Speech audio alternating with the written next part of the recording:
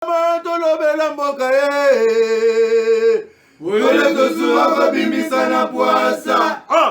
Ba député to votaki bazo salarien. Bazo salarien. Tokende na funa bazo salarien. Bazo salarien. Komo tolega na mwamba bazo salarien. Bazo salarien. Tokende lukunga bazo salarien. Bazo salarien. Na babo pila bibembe bazo salarien. Bazo salarien. Bazo tonga na changu bazo salarien. Bazo salarien. Bazo salarien. Bazo salarien. Ayatola ni molili. Bazo salarien. C'est pour nani politicien congolais sont à Béli. Non, ceux qui kangi à côté prison. Mbala moko no, il faut évacuer à Kindelibanda. C'est dit à quoi? Ce sont des choses qu'il faut. Tolinga tolo bana tongo ensemble na bino, bolinga botu na inza bituna me makamso les gars qui m'ont ébélé na plateau, et on te solo la quitter. Na tunu mutuna en après-midi à l'élo pourquoi? Parce que Etienne Longonzo va reprocher qui est au nom semblé IGF Alobaki déjà que non détournement gestion bon à Covid zaki boulu eke mais si justice est kangé tini na makana. Du coup oh azobela semblerait azali déjà na SMK. Bon Kamere azana centre nganda. Alors ba kuluna na batu musu bakanga kanga wana. Y a-t-il pas moyen ba évacuer bangote? Et puis politicien quand dans un autre mot extraordinaire donc il faut avoir su approprié OK na makala ba centre de santé zali o ba ko pesa batu ya mi balé autre beta biloko au moins ba mituna pe musu ko te pa na bino na ndako pona nini non to ko sala nini quelle est la proposition au gouvernement to bandeko o bazana to biso plutôt population to ko sala na gouvernement pour te non biloko kolia ekita na ndenge ça tenir compte ba expatrié au baza ko ambrier biso égal Sosimex na ba entreprise mususu nini oyo yona ngato ko proposer na gouvernement ndeko na ngai boni naza bien ndeko Paul merci beaucoup pour l'invitation na yo qui mezate pour non qui mezate parce que na makolo bafona ba na plateau na yo ndeko Paul merci beaucoup omoni toza na Kinshasa Kinshasa nengo toza toyebi ba journaliste ebele ba o batanga na classe na tiki to solo là ceux qui pona ba journaliste to solo après mais nazali lo mo fona lo bango c'est très important quand na carte ba journaliste ne report oyebi oza mo pandisango toza na beaucoup ba respect ba journaliste mais il y a des journalistes moutons oyo ba comme ko ça na personnalité Joseph Kabila Kabanga alors biso les ba compatriotes ba combattant na ye n'est-ce pas par rapport à idéologie à vision et pour na Congo nous allons continuer de côté le coin. Notamment, il y a cela déjà, il s'est même passé à propos, collègue, solo ou pas, mais propos, qui tenu par Christian Bossimbe, na plateau, il y a Israël Moutoum. Donc, les deux journalistes là, s'arranger, na plateau, na bango, na plateau, na ye, pour pas y avoir Joseph Kabila Kabang de Kounangay. Na habité, Joseph Kabila Kabang par rapport à Yanini.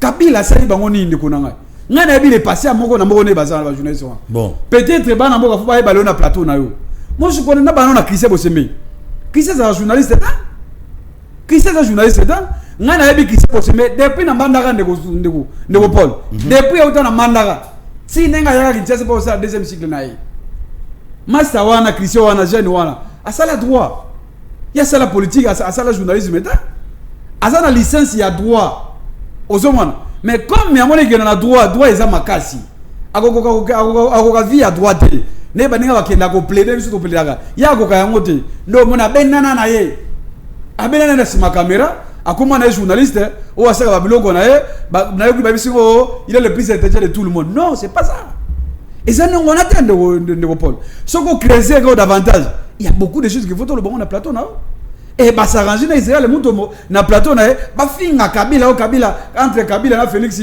za gâteau Kabila za nyende kunangai ata bino moko déontologie ngo botanga na classe ya journalisme ça merci beaucoup voilà pourquoi je comprends parce que au moins de quoi na Israël je comprends Israël a journaliste Israël n'est na yebié azaka caméraman ba c'est biso to les gars mission na Afrique TV azaka caméraman non de entre journalistes et caméra différent si pour wana vous comprendre o ya fabriquer Armand lui ancien organisateur ya Afrique TV yé mota commissaire Israël muto mo présentateur ya émission n'est pas zo là De part de sa formation, il semblait que ça nini. Ou bien ça infirmier de formation. Infirmier. C'est bon, merci. Mais le logo on a dit ça. Merci beaucoup. À comme jeunesse célèbre, na habité je me demande. Jean-Marie Kassa il y a des personnes bino. Bon puis ça que carte de jeunesse nini. Merci beaucoup. Nazo zongela yo Jano nazo zongela. Très bien, merci beaucoup. Et puis nazo senga na batu nyonso bozolanda biso makambo belé na loba a mto atinda ngati. Je suis Paul, je suis parmi les présentateurs de l'émission. Il y a politique, il y a minene mboko yo. Nazora mbongo mutute pona ko lobela mutu ninga lukutate. Na lesa bana nga mbongo lukutate. Ya ono zomona bana batu so ba bizengi, baba bolole, ba ndingi wana. Pourquoi? Parce que les biens mal acquis. Très bien. Ndeko nanga Patrick Makanga. Bonne santé. Santé malamu ndeko Paul. Kimezali. Kimia ezali na pesi mbote mingi na ba ndeko bavandi na mbote mingi na ba ndeko bavandi na etandoike na télévision kolanda biso ko émettre ba réflexion et que ça la été mboka ekende liboso parce que tozali pays moko ya banze moi mingi mais yango na pesi bango mbote mingi. Merci mbote, beaucoup. Et puis mbote mingi na yondeko Paul Tosua na merci. Le co-débatteur Oh boybana Kalantan, vous avez pas Kabila Binous. non moi ngana tiko za na PPRDT. Très bien, merci. Très bien. Ndeko Patrick Makanga zali communicateur ya FDCA. Ya baati lukwebo. Nene kula ko na suite. Au moins te kapilipili. Non, tu as pipi. Oh, ça la bilanga. Azala sala bilanga non. Oh. Vous avez formation en NNT. C'est là. N'est-ce pas? Nene parenthèse. Na yebi place nene kulu azala. Zela Tu as d'autres informations. Zela, Jano Zela. Moi je sais que la dame maintenant elle cultive les champs. Voilà. Non, moi j'étais en contact avec son communicateur, hein, son chargé de la communication qui m'a dit que il y a de cela 3 mois, elle vendait les piments, en gros, hein, la pilipili, la tomate, les épices. Oui, ça c'est ça de son... J'ai reçu de son communicateur. Non, ça c'est aussi une bonne initiative, non? Bon, ils appellent ça bien. C'est pas une insulte. C'est pas une insulte. Au moins ça n'est pas parti politique, mais même ming n'est qui est naibi kaze mingi na kolona na bilanga voilà, mais c'est pas mauvais. Non mais écoutez, maman na azanaï. Nene nene azana fief électoral naï. N'est-ce pas? Azako au travail ko servi pays zaka na politique. Oko servi mboko na makamususu. Mais oui, même na bilanga servi. Écoutez, bona ko bilanga osa bilanga ti. Azana fief électoral naï, azo préparer électoral naï par rapport même au fonctionnement parti politique naï. C'est très important que ba bilanga c'est l'occasion de merci beaucoup. C'est l'occasion Patrick na Jano to banda to banda ba sala ba hotel oyebi, ba ça ba hotel. Je ne sais pas. Je ne sais pas sur aujourd'hui. Merci beaucoup, merci beaucoup s'il vous plaît. To banda boiti. Merci Ndeko. C'est compliqué si. Nene kula musa bilanga nzambe. Zabiloko nene kulu ozabiloko yaya. Kata bilanga ko la Kabila za bien. Très bien, mais nazo senga pe quand même na Nemi Mouilani Ouazalaki coordonnateur. Bon, Azalaki était jusque là on dirait il est candidat coordonnateur ya. Oui, bel et bien, il est toujours coordonnateur à FCC. Parce que de ce côté aussi, il faut tout un peu tout le monde qui na Nemi. Bando ozala Nemi pe na Kabila. Ti lelo nazo comprendre té. Comité de crise au Bachiaki, on dirait bah ça les locaux. Bozo Bouleni. Les élections c'est dans quelques jours, Nemi Mouilani. Préparez-vous. Il faut que se préparer. Bon, les IDPC se préparer. T'es en Bachabino, Babi, Bromolela, on va tricher. Jusque là, Nemi, comité de crise Nabino. Et ça les locaux. Il faut faire quelque chose, s'il vous plaît. On a besoin de tout beau qui n'a pas élection, tout soit pour notre Gmail. Bon, critique au bozo. Mais Nemi quand même il faut la mouka. Bon, tel monsieur. FCC, parce que FCC pénal depuis Karao Yombo. Très bien. Ndeko Tobanana. Pourquoi les politiciens belé sur Moutakoui Makala? Il faut dans quelques jours, une semaine, oh non, il faut qu'ils soient sur la poteau, il faut qu'ils ne bouillent. Mais les autres, ils sont en prison. Attends, Moutabeli, Azoara, ceux qui n'ont pas biqué les gars. C'est dire quoi? Donc, pour toute qualité à politicien, il faut avoir soin approprié pour les cas congolais. Et surtout, pour le détournement. Ndeko Paul, ce qui est vrai, na aspect je pense que c'est tout abordé avec un esprit d'analyste. Hein? Vas-y. Le problème, c'est que Vous savez, quelqu'un qui est habitué à la souffrance, comme des gens qu'on appelle les Koulouna, des enfants, les gens qui ont été appréhendés pour la délinquance juvénile, c'est quelqu'un qui est habitué de la souffrance. Hein? Bon, quitter un milieu na bon me na prison, c'est tout ce qui est. Non, il est habitué à ça. À tout soit quand on a pour voler à niveau à quartier, lui, bon tiens na makala peut-être ça sera difficile pour lui au début pour s'adapter parce qu'il est privé de liberté, mais c'est quelqu'un qui est habitué à souffrir. Mais tant au monde un politicien, quelqu'un qui était par exemple ministre tel que Kaya Ndeko et Teni Longondo, de ministre avec toutes les honneurs, tapis rouge et autres, se retrouver du jour au lendemain en prison, je vous dis psychologiquement parlant, c'est une très grande charge. La souffrance n'est pas d'abord sur le plan physique, mais c'est beaucoup plus sur le plan psychologique. Là, c'est, comme je dis, j'ai abordé ça comme un analyste, vous voyez, parce que moi, je ne vois pas pourquoi ça peut créer un débat. Et surtout qu'un Congolais, même les Koulouna qu'on arrête là, comme tu as dit tantôt, même les voleurs, quelqu'un qui a volé, aussi longtemps il est en prison, l'État a les obligations de les sécuriser. Alors, nous osons croire que... Nous osons croire que Malamou... Tokobanza était na... Ndenge baros bazo permettre na bandeko bazaki ba politique bon ba assuma ki ba fonction minene ya mboka vu que na constitution et puis en plus de cela étant donné que na constitution ya mboka tobota makabiso nyonso ego il faut payer à l'appareil na bandeko yo bakanga bon na pona ya Kuluna bandeko yo bakanga bon pona likambu songo to pakala motuna msupeze ya kutuna pe comment fonctionne nos différents services pénitentiaires et fonctionnent à Kandenge Nini. Est-ce que ma frère, il y a soins médicaux ezalaka na compte ya l'État ou bien ezalaka na compte ya ba famille. So ezalaka na compte ya l'État, il faut payer. Yo ebindeni ezalaka continue. Na lobim. Il faut que tuna mituna na ba service pénitentiaire ya mboka na biso. Ya koyeba ete maintenant ba charge ya ba soins médicaux ya ba détenus. Ezalaka na compte ya l'État ou bien ça na compte il y a détenu la famille naie. Vous voyez? Alors, ce que ça na compte il y a détenu la famille naie, donc ils ont raison de plus comprendre que baï que peut avoir la kuna, il se pourrait que bango na ba famille bazaki na makoki mingité, ya on a ba transfert bango na hôpitaux et puis surtout que bango pe ce sont pas des gens publics pour la koye ba été ba transférer qui sont golo to pakala. Mais ce que ça na compte il y a l'état, ne to kosenga été et s'appliquer pe na ba détenu nyonso oyo bazana kati ya nini ya makala bien na service o baza ba détenu nyonso na kati ya ekolo Congo ceux qui abeli ba so appel na pribase na peine na privilège wana ya que ba memie na centre médical à se faire examiner ba traiter parce que ba congolais nyonso tozali égaux devant la loi. Moi je pense ceci pour conclure na rubaete na banza eteze lo komo ego ça la conflit ego ça plutôt ko susciter débat moko ya makasi parce que il faut protéger malgré moto kangiye. Il faut en tout cas assurer vécu quotidien plutôt qu'assurer bon moyen na ba service pénitentiaire ndenga ya kangemi parce que la vie est sacrée, hein? La vie est sacrée, il faut prendre soin de cela. Moi je vois pas pourquoi vous créer débat. Créer débat. Moi je vois même pas pourquoi vous congolais muso ba bisinga na téléphone ba bito so Paul moto justice et lobby qui nous a détourné à tel point que ba kangina conseiller ba interpeller qui na conseiller financier na comptable na et puis les loba ono aki ko zo ba soin wa de communiquer.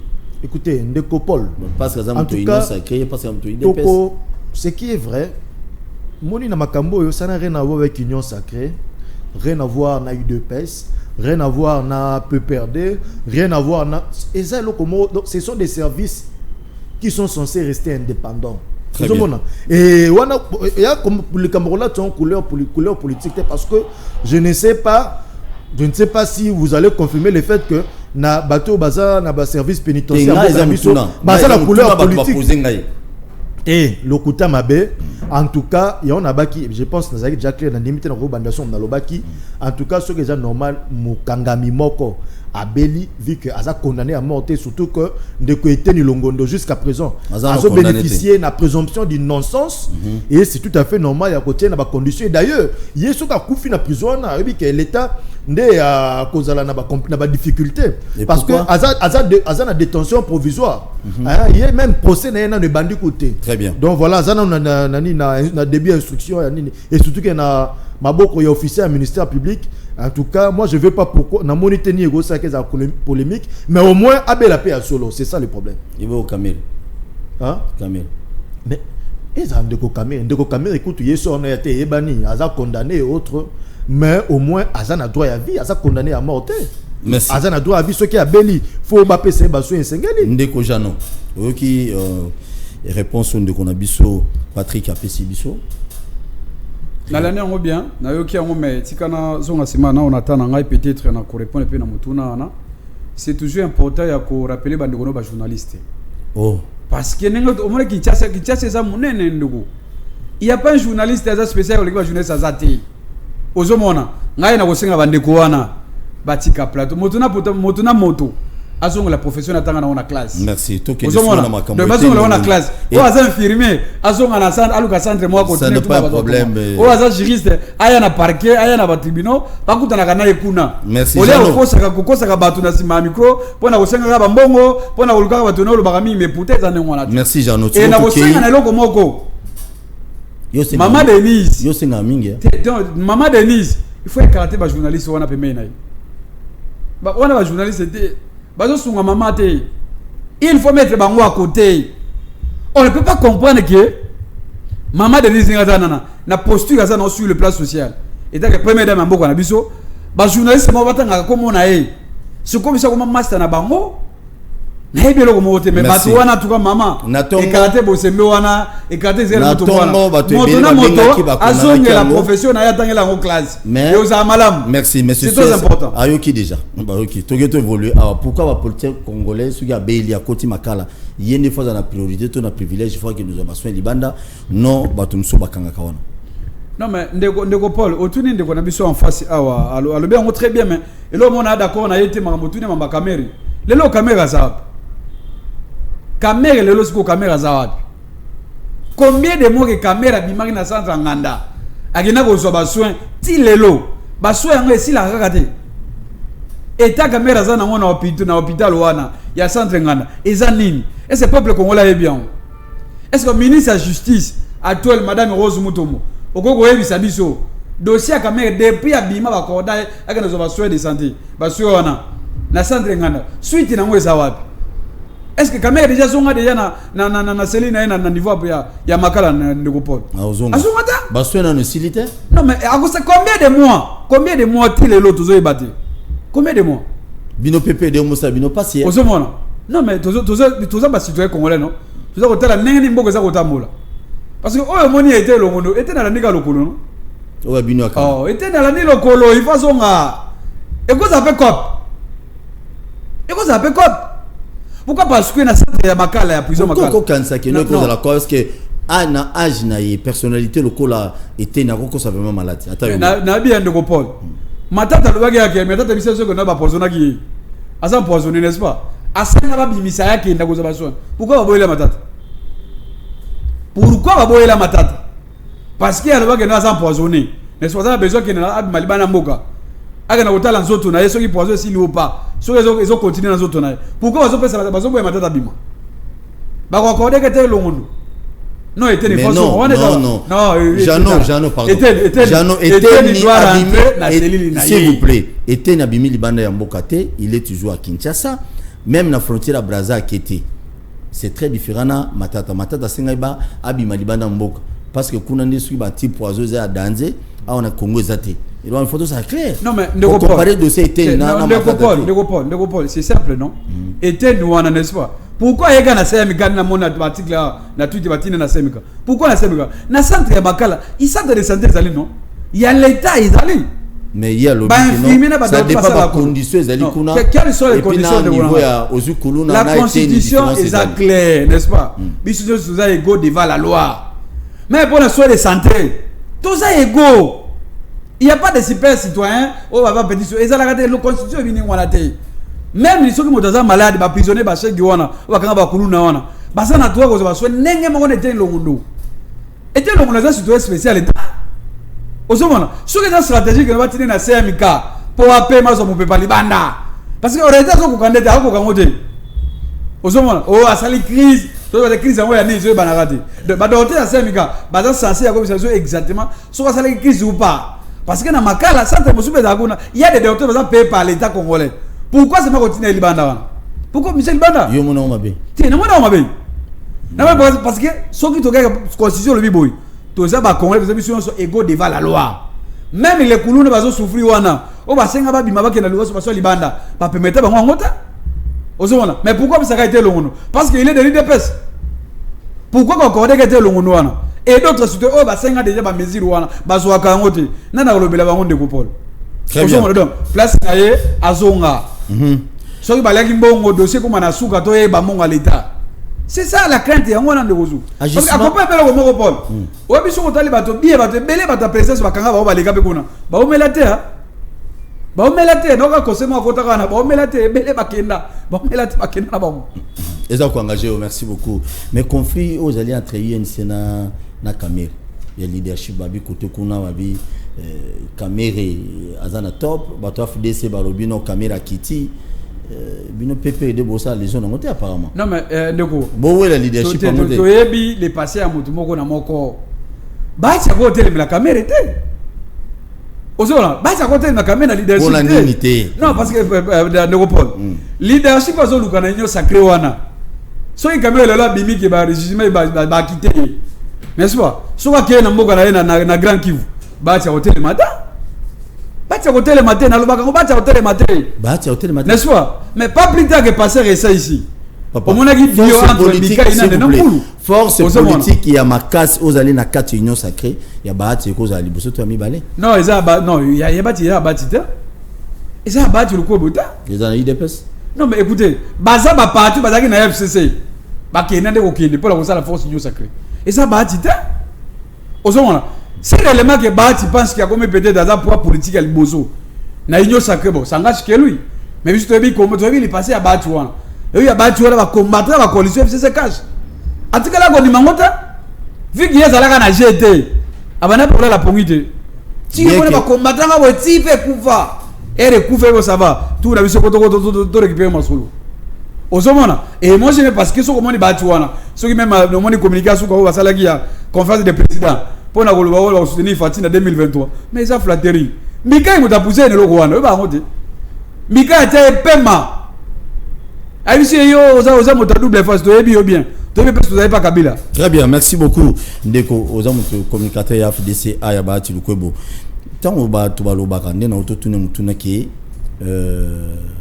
baati leadership bazowe na Kamere ndeko aboyango beta biloko cher Paul beta biloko Paul Tosua cher Paul Tosua je dis cher Paul Tosua vous savez moi mon humble avis na banza été tant to le kana TV beta biloko tant to le kana TV oui et ça place moko même batoual dans ce toyebi bangote ceux qui bazanani et des fois ils ont la batte pas télémé avant de parler ils ont battu belo ba des fois l'équipe biso na maele to repousse na pembeni je l'ai toujours dit misu pe balinga na bango TVT misu peut-être bazaka ande na courage te le kana TV tout ça va supporter na bango médiaté ba charge médiatique te néango tant to le kana ba isika lokola ba TV en tout cas il faut tout ça là effort ya ko élever ka débat élever débat et la kisinine ezali ko beta di solo sur base ya ba principe parce que batumi ba qualifier comme non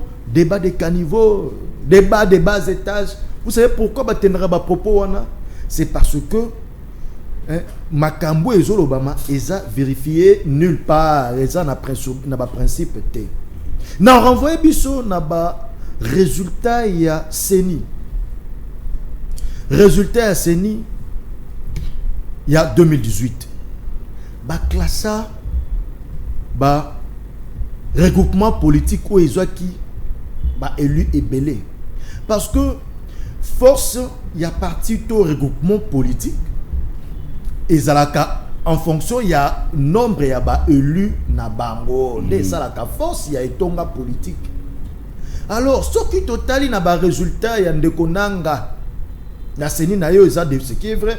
Bah résultat on a biso te contester en parce que tu considères que le nombre d'élus autorisés na bango baza ba rescapé parce que beaucoup de nos élus balongo la ki bango mais ceux qui quand même te faire fuir parce que c'est la réalité que bah résultat on a même tes qui adopté que au comment on a que ndenge ba classer ba regroupement ali bosso batanga ki PPRD ancienne formule. C'est ancienne formule. Oui, parce que PPRD est un éclatement. Toi, on a PPRD Liaou, on a PPRD Sadal. Non. Il y a PPRD Liaou. Ancienne formule. Liaou, ça reste la PPRD. C'est une élégance. C'est un membre simple. Non, Jeannot. S'il vous plaît. Liaou n'engage pas les PPRD. C'est pas de problème. C'est pas on monte en peu sur Maloba. C'est ce qu'on appelle l'élégance de débat et c'est aussi preuve de bonne éducation. Quand l'autre parle, on se tait. Voilà. Deux peut perdre le lot parce qu'une bonne partie à député à PPRD, bah une union sacrée. Vous voyez, moi je parle en termes des élus. Je dis pas que il y a deux. Moi je peux pas soutenir le dédoublement. Je parle en termes des élus. Parce que bien au moins vous allez qui victime dans. Oui, je peux pas soutenir ça. Je peux pas soutenir qu'on peut dédoubler le PPRD. En termes des élus, une bonne partie. Quand je parle de PPRD, ancienne formule dont je parle, l'ensemble, il y a élus PPRD en termes de 51 élus PPRD à Zakinango. Parce que le PPRD qui est tenu par Ramazan Ishadari ne peut plus se prétendre que Bakuna Zaka a 51 députés au Wana. Vous voyez, malgré sur le papier, il y en a, mais en réalité, Azanangote. Vous voyez, maintenant, deuxième regroupement, il y a qui AFDCA. Oui. Troisième regroupement, ils allaient qui UDPS. Tu sais qu'il dit Chilombo. Troisième regroupement, ils allaient qui en Kokanami, 22 AAB na MLC. Voilà. Ndenge ba regroupement etandamaki. Bande kwa UNT bazalaki 6e. Ozomona. Bande kwa UNT bazalaki 6e. Ngai pona ngai d'abord likambo conflit et cause à la tient en train de combattre le kwebo nandeko Vital Kamerhe na banda te ngai communicateur FDC allié de nazala ngana kende na nourrir un conflit entre deux frères. Ouais, ils sont condamnés de vivre ensemble, ils sont du même coin. Mais en termes de partis, tout regroupement politique ou bien poids politique, force politique, FDC allié à sa deuxième. INC Moussika. INC à sa sixième. AFDC a lieu à sa deuxième force politique en Boka. Yangoyo, Nakata Union sacrée en termes des élus, AFDC a lieu à sa numéro 1, suivi na UDPS, ainsi de suite.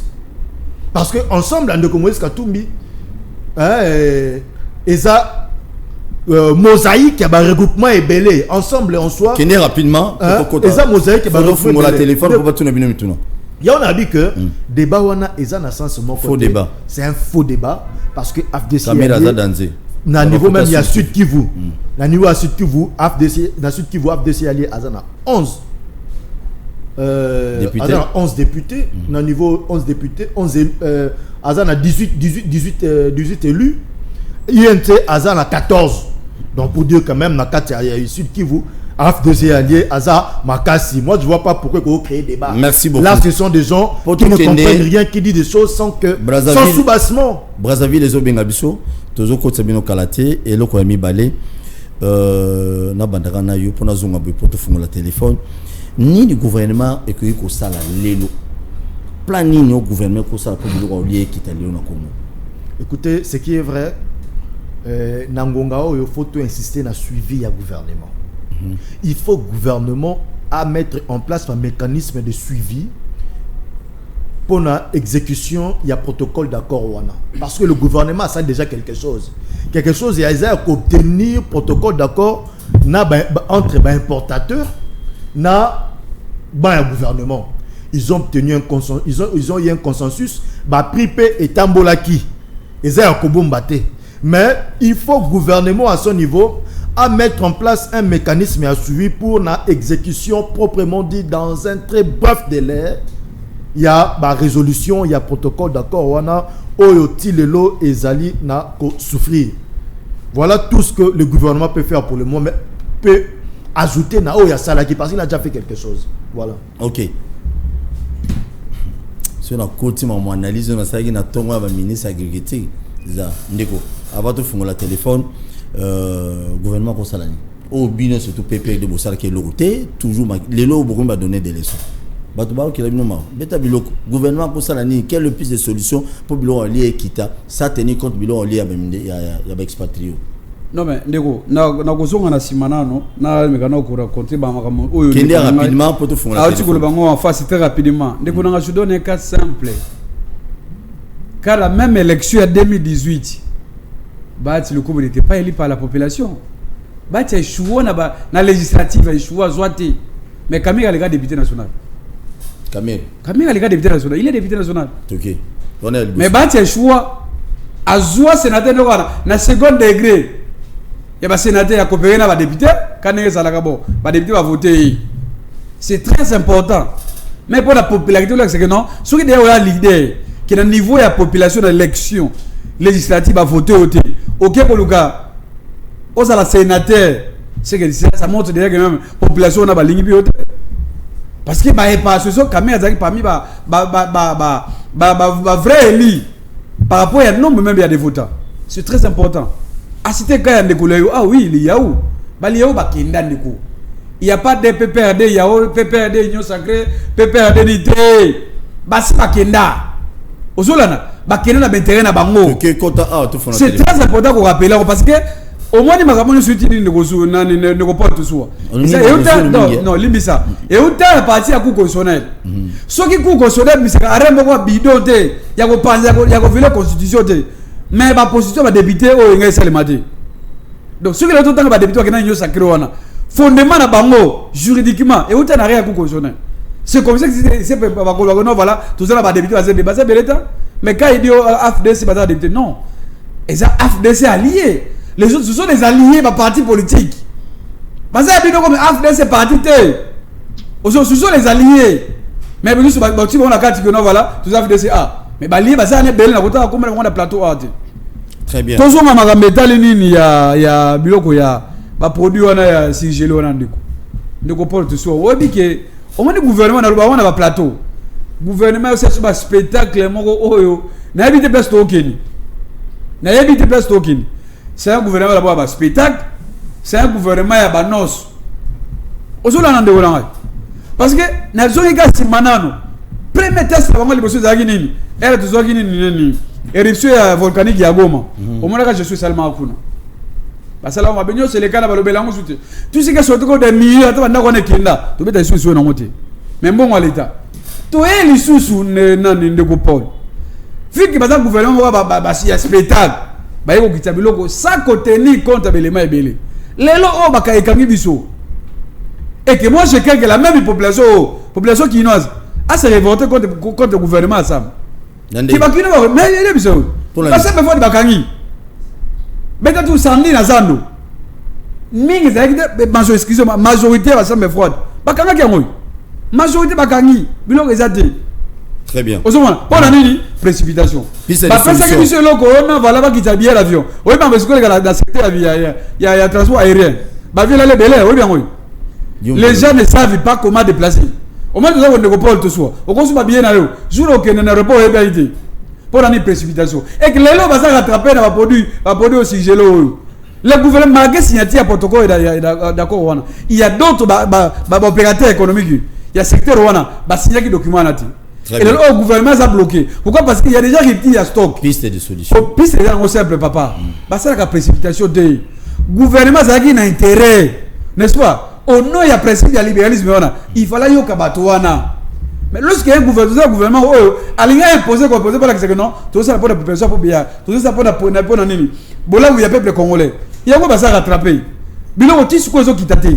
Très bien. Pour te dire que non, il est temps que le gouvernement congolais a bien négocier. Et nous aussi, le gouvernement congolais, c'est égal. Égal les sociétés à Banamboka. On ne peut pas comparer que le gouvernement n'a pas officier, n'a pas moyen de déstabiliser la société. Non, et c'est à Banamboka. C'est très important. C'est très important. Le gouvernement a se réguler. Les opérateurs économiques, Bakutana, Basolola, se mettre d'accord, chacun a gagné intérêt. Quand on a posé la échec, parce que moi, je suis ministre de Kalumba. Merci beaucoup. Très bien, merci beaucoup. Dossier, on a mis à ministère de l'économie. bato IDPS balobi ministre économie amemaki gouvernement mobimba na mopepe mo nenga bolueki.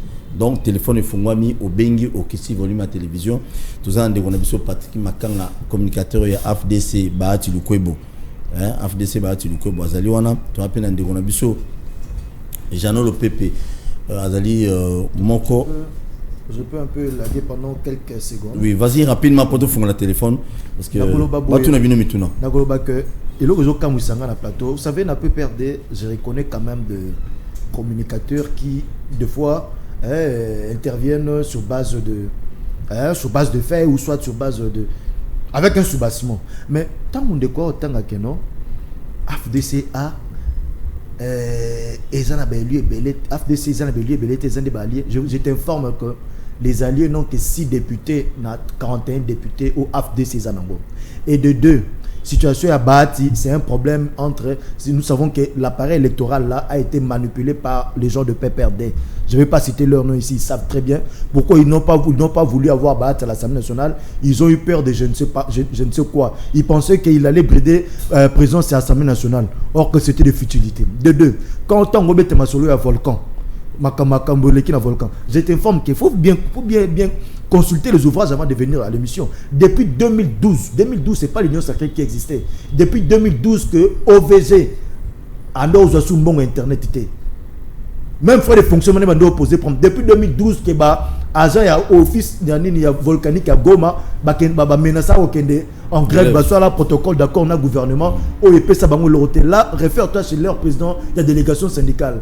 Réfère-toi chez les directeurs scientifiques. Et puis, il faut avoir des éléments quand tu passes à la télé. Il ne faut pas faire le populisme après que on a eu à travailler, venir faire le populisme et se faire adopter la population. Non, merci. Non, réagit. Non, une minute. Si tu vas poser bien le allô, bonjour. Comment on a bien bisous? Il est parti. Soit nous réagit rapidement. Très rapidement. On l'a été pour. Attends, OVG, non. Il y a après il y a Goma. Mais c'est sûr que attaque même rapport à ministre il y a recherche scientifique. Lorsque même le ministre sectoriel a reconnaître que le Kouana que basinga kimbongo na gouvernement na bango oyo ba pese ki yango te ndeko depuis 2012 non depuis 2012 non n'est-ce pas il y avait un programme tenu par la banque mondiale il y a l'Union européenne pendant que finance des paquets financement yaki baneko yati même le téléphone Fouami il y a recherche scientifique à reconnaître que le Kouana merci il y avait des problèmes c'est très important allô bonjour allô bonjour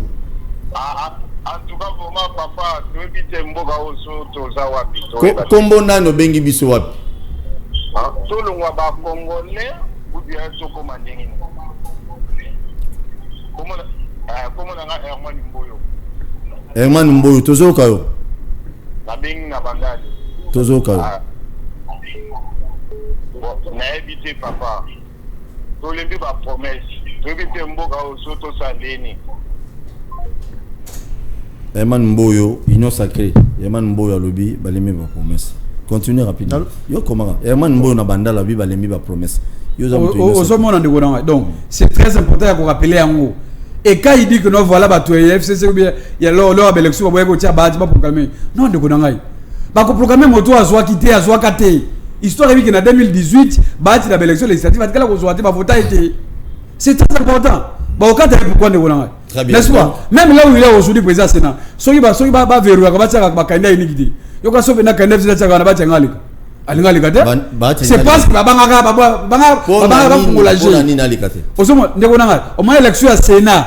Ata Union Sacrée wana. Soki lelo batika que non tous les candidats postulés na poste ya candidat président. Ba tia ka moko mais ba tia ngalika te. Alingalika te. Pourquoi parce que bino bino tia mbongo belé? Non, il y a que son mbongo te. Et ça que sur la conviction personnelle, bah sénateur va voter sur base il y a programme. Au candidat au Bibisango. Comment il fait gérer l'institution là Sénat. Merci. C'est très important. Merci. Mais lorsqu'on a fait cette élection, il y a moko. Sans contradiction, il y a moko. Contradicté à ça, il y a moko qui est dans Zobilo. Et ce c'est important. Mais regardez comment ils ont géré ce que le Congo. C'est nanaï.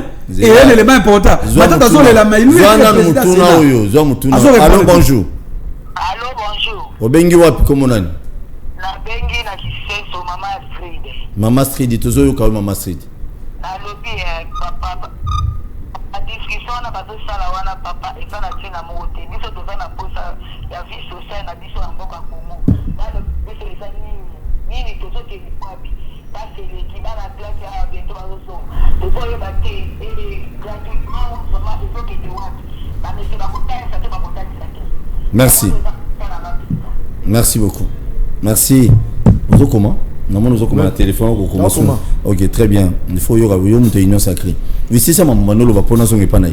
Donc, pour te dire que non aujourd'hui même maman a tu kobenga. Maman a tu kobenga. Ma maman zo le bana, mais c'est la réalité zo le kanamboka Congo. Congo zo marché té. Tala bato zo le la ba ça ba classe zunga. Mais bon ezate. Mais ba on se donne tout ça ko to ko na ba milliard na banque centrale. Au moins à Kazabi, à tout moment dans la média, on nous tourne le automobilisé dans mois d'août. Puis de 445 millions. Mais là, tout ça, l'intérêt de la population. Allô, bonjour. Allô? Bonjour. Oui, au Benguap, comme on a dit. Qui t'a volé ma TV? Aux allez en direct, papa. Oui. Ok. Toujours au cas papa, Loba. En tout cas, bato oyo sala eloko moko te moko.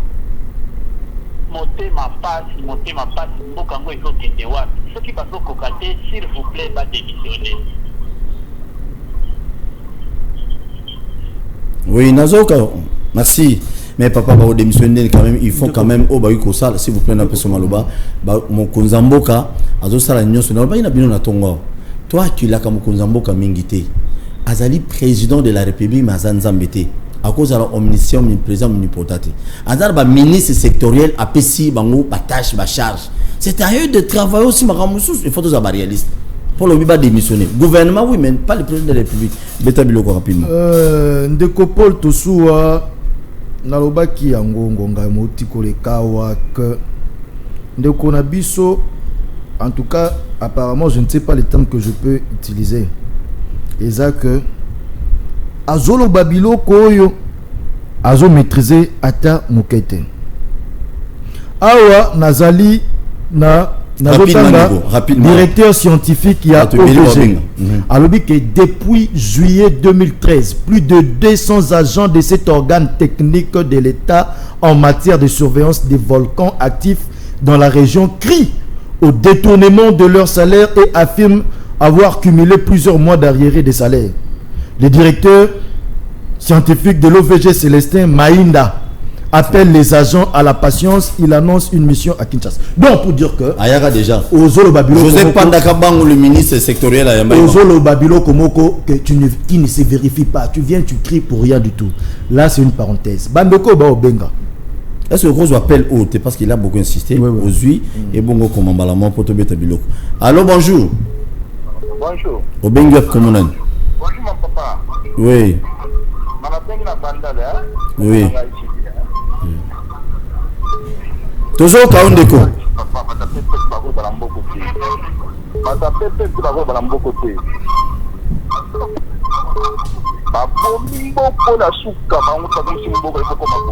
Qui t'a volume à TV na yo, qui t'a volume à télé, pour tout cela bien.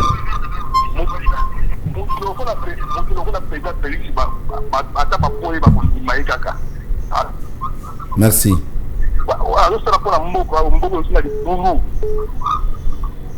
Merci beaucoup. C'est ça, Ekokita. Merci. Merci beaucoup. Là, c'est bien. Merci. De Kopol Tosuwa. Zelanda, papa. Oh, bah, appelle la bateau union sacrée, vas-y, benga. C'est un avantage là. Ça appelle la bateau union sacrée. Qu'est-ce que union sacrée? Coach, bon, benga, on a chaud. Qui veut pour la thé? Ah oui. Moni. De population a bengi à lobby au traité de l'union sacrée parce que il est objectif. En tout cas, j'aimerais qu'on ferme cette parenthèse sur des individus. Parce que des fois, tu es tenté. Oui, bonjour. Vous pouvez savoir temps, tu es en appel et pour moi, le bateau clôturé. Aux allants en direct, comment on a bien bisouap?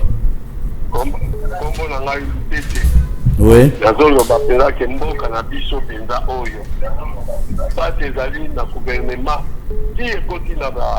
La société, comme société nationale ou quoi, son hydro,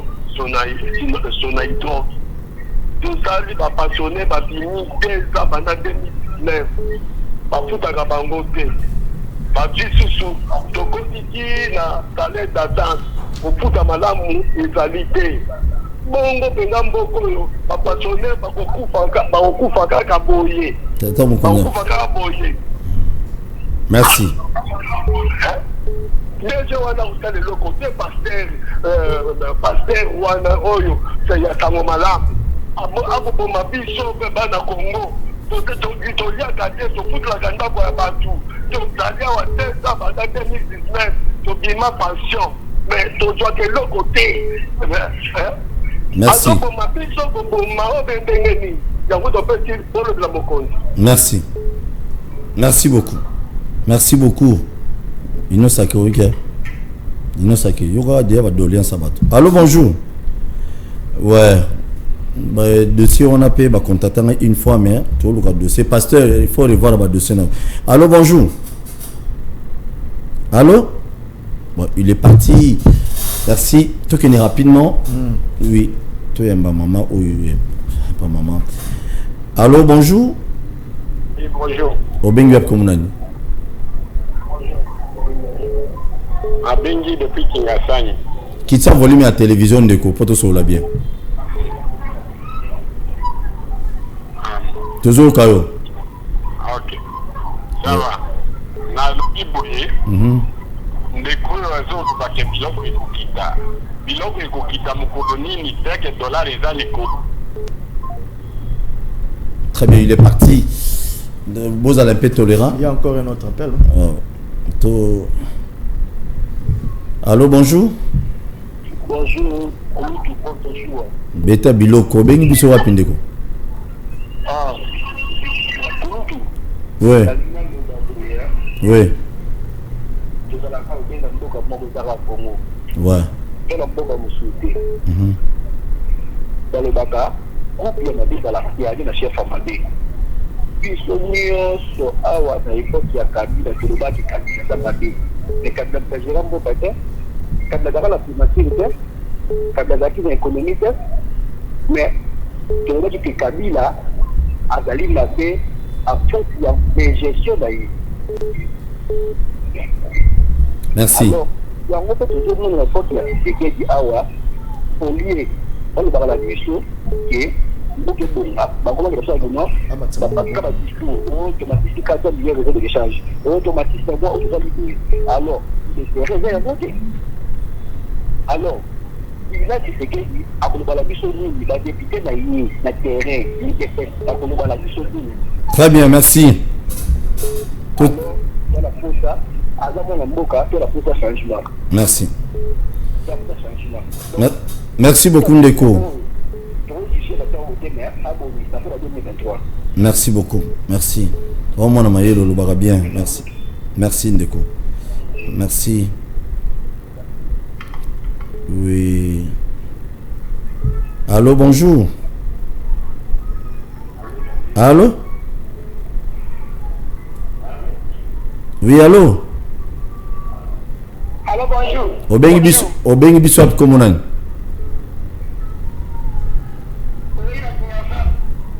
Toujours Kayo.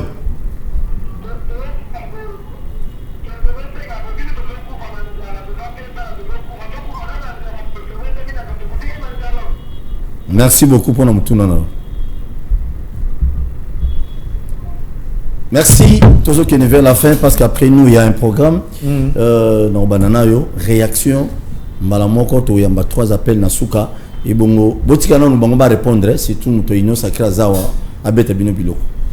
En tout cas, ndeko Paul Toussoua, le Koutamabe n'a kondimelo komboko en toute sincérité, biso za batu ya solo. Toko benga pembete eloko ezali bleu. Voilà bino ba vrai union sacrée. Je suis de l'union sacrée, je suis de l'AFDC, je suis de l'union sacrée, c'est la même chose. Tokondimi tondimi et puis était namboka oyo situation est très difficile. Les gens sont en train de souffrir. Mais, il faut que Belo Moko Moussalape et Zosalema pour répondre à la situation, il y a population. Parce que lisolo ya mboka ekolo Congo na ngobe to milo lisese moko parce que on a mona bande ko na nga ya Tchangwa ben nga naza mona Tchangwa nazwa diplôme de temps na itinjili na koli na Masina quartier 1 côté marché à Liberté quartier 12 Wambombo. Je salue les amis de Patrick Makanga oyo baza na ngambu ya Masina. Il y a que souffrance et ça makasi na ekolo Congo. Mais n'engobete lisolo ya Congo lokola parabole. Lisolo ya Congo ezali lokola mama moko boye azana bana na ye. Mwa mingi azaki na auti ko kuta na sika na mobali moko très sérieux et puis responsable. Pendant que avant mobali azaki na ye azalaki mutu moko ando l'exata na ye na kobeta dame na avenue.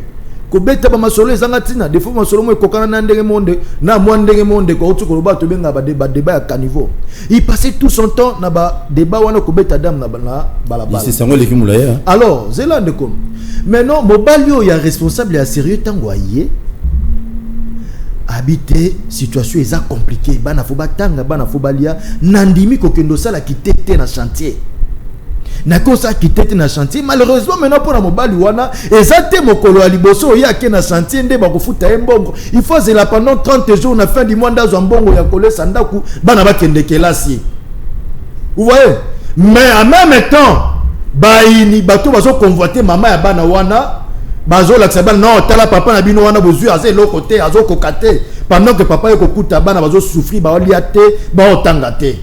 Mais na ko biso que papa ya sérieux wana nde l'actuel chef de l'état otomoni azo sa musala au résultat ngo omona na immédiaté.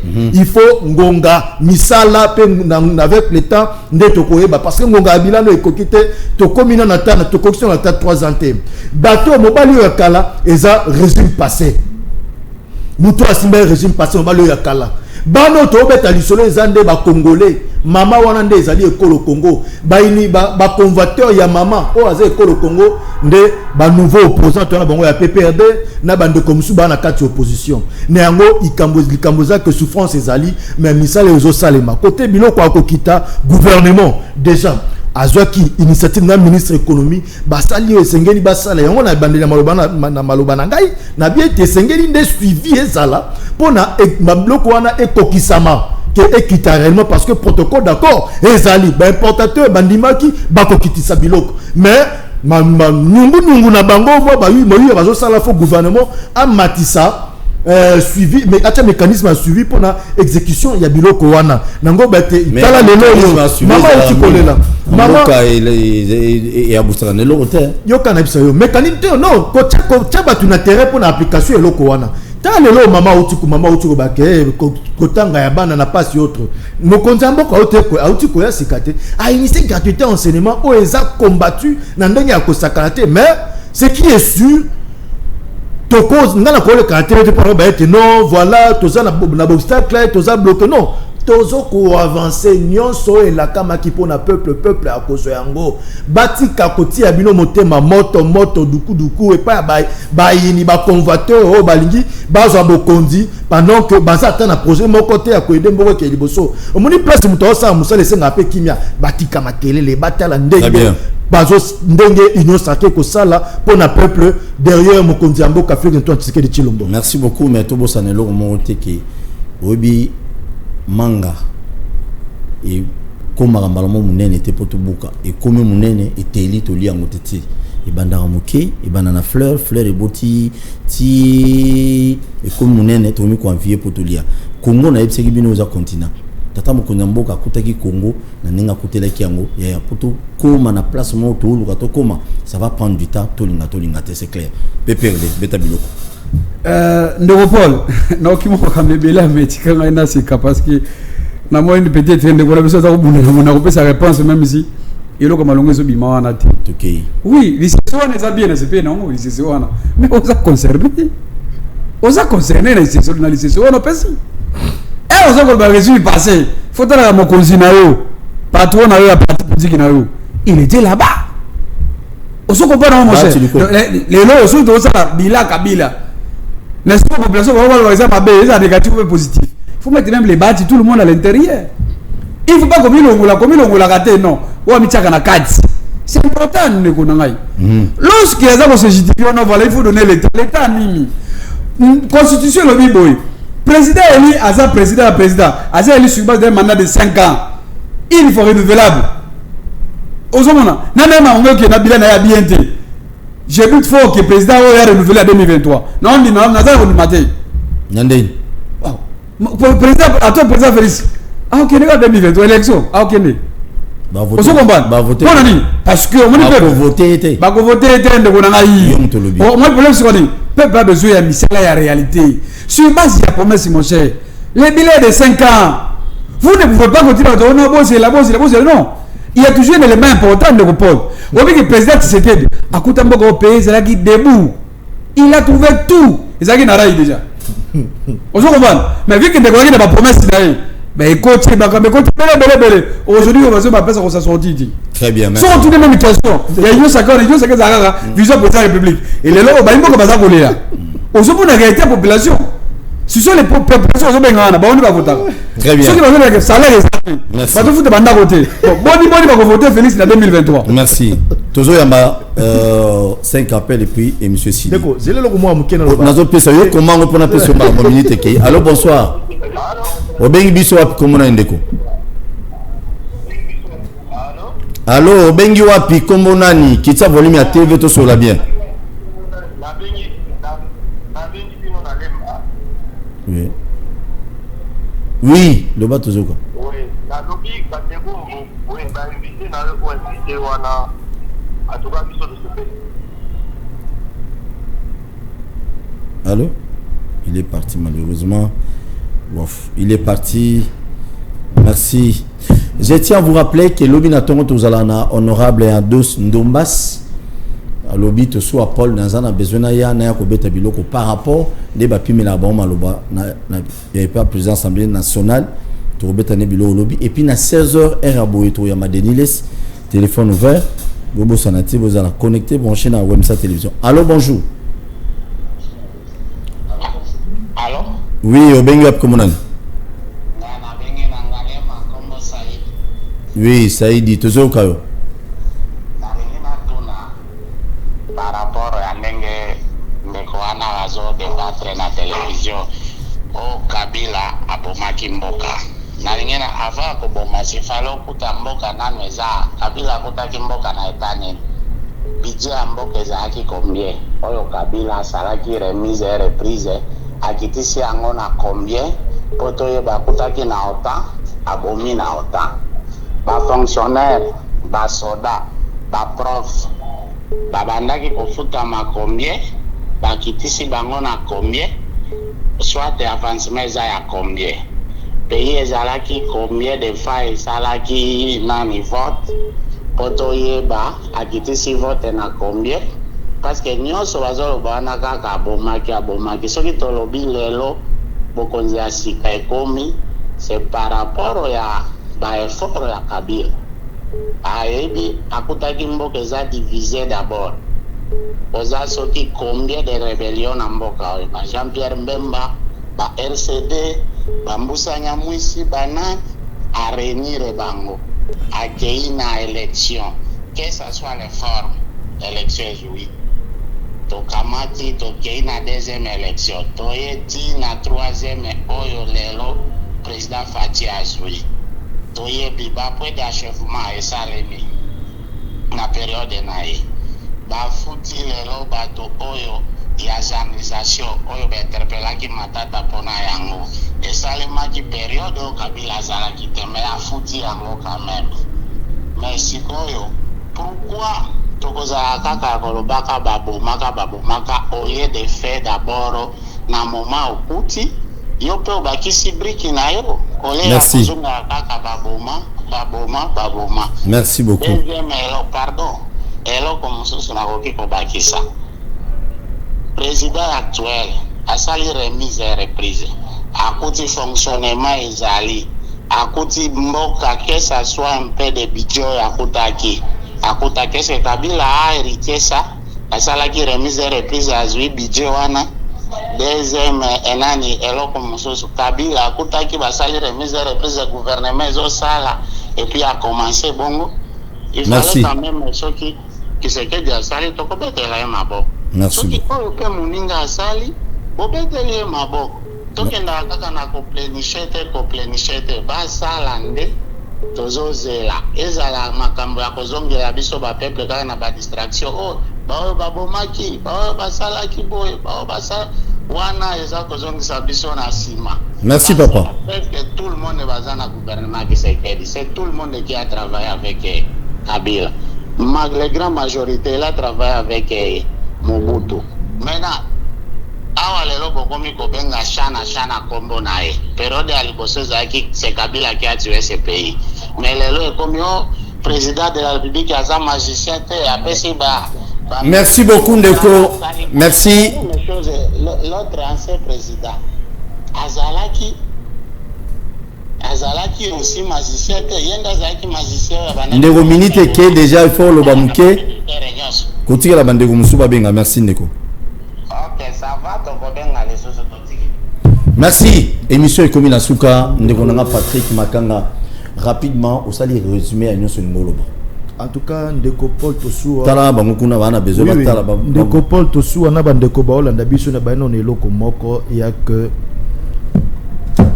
nani situation trop ba popi o tolo ba ya mboka o ekolo Congo ezali peuple ndazo souffrir. Ça vient pas des choses que d'ailleurs ba appelle outi kolekawa en majeure partie ce sont des gens qui sont en train de pleurer. Vous voyez? Alors Ndeko ba tu lukwe bondenge ba tsoko ba kenon il partagerait les bilans azala membre ya PPRD atam kolmo côté. Il a commencé dans la société civile qui a eu la partie en 2012. Donc il ne faut pas faire de l'amalgame.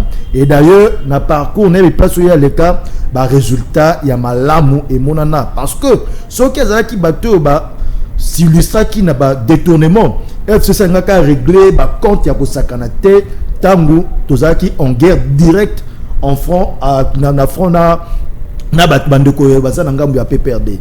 Situation ya mboka na biso toko bangai na kolo bateke du coup que c'était du chaos total. Mais on n'a pas vraiment sa population au essayé la quitter pour nos causes na ba conditions surtout na politique élémentaire net Italie Kolia ou Italie Kelasi ou Italie soins médicaux Italie santé. En tout cas là toko marché moteur makambo simba quitter. Niango wana na impulsion ndeko actuel chef de l'État ndeko Félix Antoine Tshisekedi Tshilombo tout le monde est na minute où gratuité il y a enseignement ezali c'est une réalité na minute où tout le monde était il y a quand même une volonté et cette volonté qui a longtemps manqué na action au gouvernement tout le monde volonté à vouloir changer les choses entre autres qu'obtenir d'abord protocole d'accord autre non importateur va se mettre d'accord na baisse ya prix c'est déjà volonté moko ya makasi ezomonisama et puis les lois surtout tout na ba acquis vous savez ceux qui mutu a hérité situation moko basala toujours avec un état de lieu na état de lieu au monde que na niveau même il y a réserve d'échange na réserve d'échange il y a beaucoup cannabis et cette chef de l'état actuel le système actuel écoute qui na 1 milliard mais le lot ça explose. Chaque mois, l'autre commune déjà n'a plus ou moins 4 milliards à niveau de réserve. Nous pensons qu'une politique sera mise en place pour être population et si quand nous sommes à sentir l'impact il y a tout se voilé ma facilité s'il y a certaines personnes qui étaient nantis nous on a souffert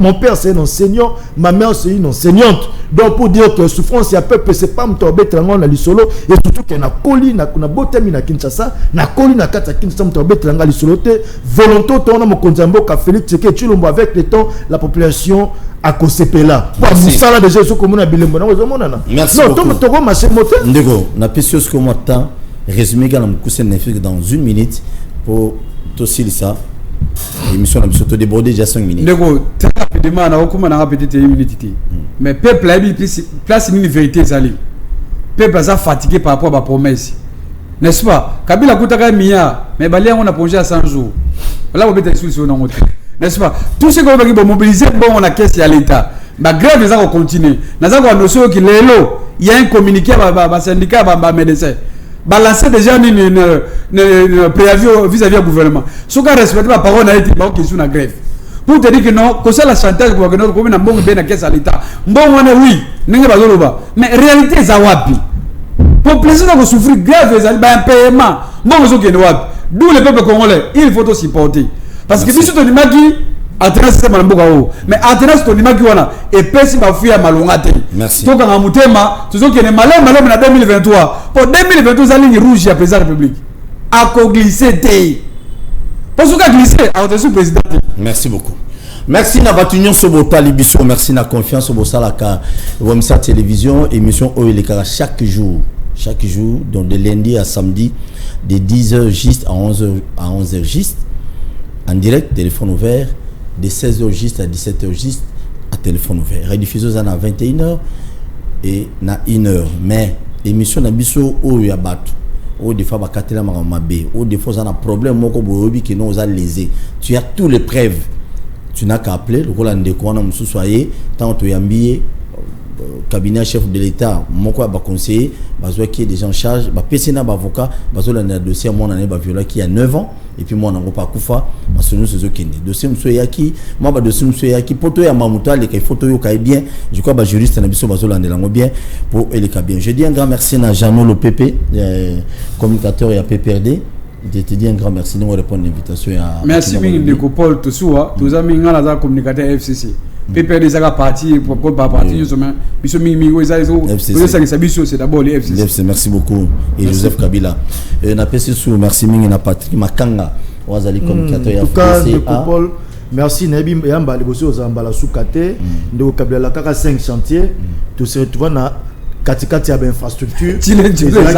Donc pour dire que soyons calmes, laissons mais comme il y a des traces, laissons les gens travailler. Les traces ya bana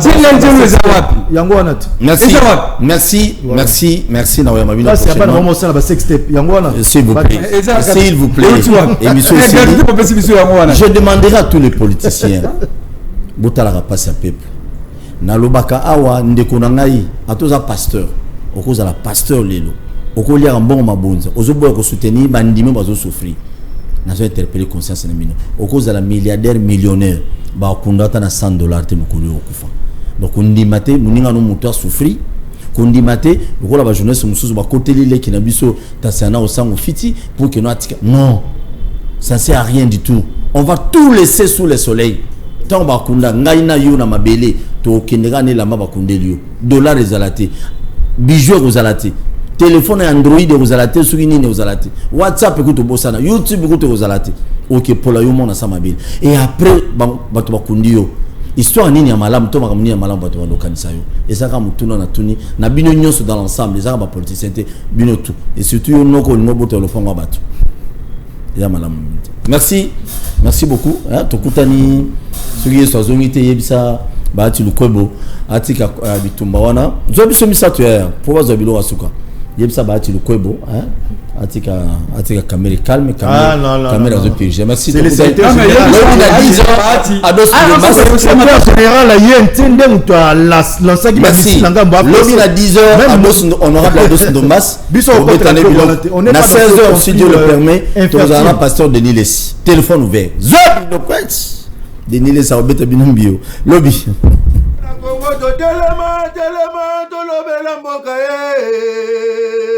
ole tosuka babimisa na poasa badepute tovotaki bazosala rien